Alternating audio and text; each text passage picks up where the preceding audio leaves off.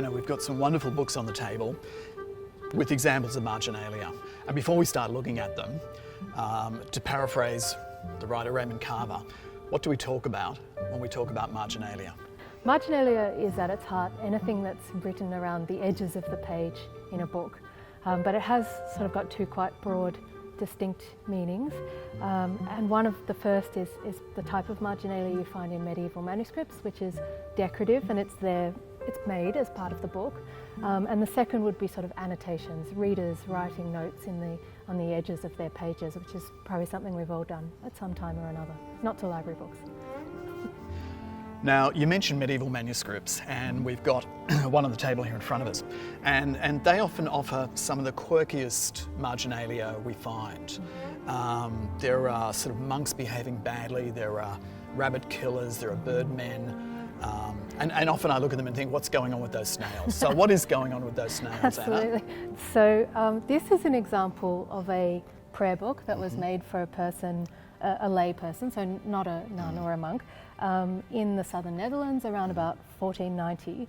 And it's a really great example of the sorts of decorative, humorous marginalia that you've just been talking about. So there are lots of weird snails in this book. My favourite one is just here. He's got a very jaunty little hat on.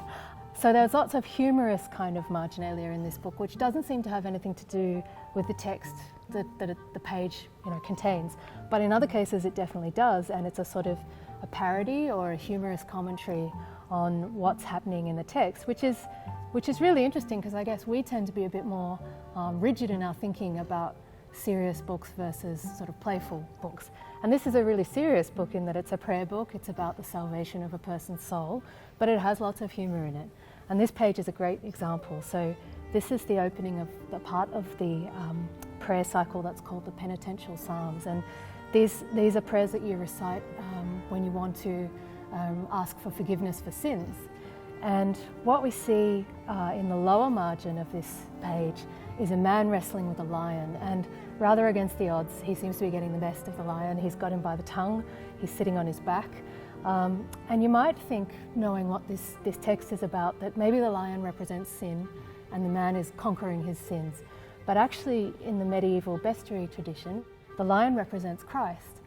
So actually here we see something quite subversive happening, where it seems like the symbol of Christ is being dominated by a sinful man. And the joke continues in the upper margin, where there's actually a figure who is a cat, a domestic cat, on her hind legs, dressed as a nun. So it's really poking fun at the sort of religious tradition that the book itself is representing. And that's one of the reasons I think that this sort of playful marginalia is so popular with people all over the world, whether they are specialists in this sort of material or not.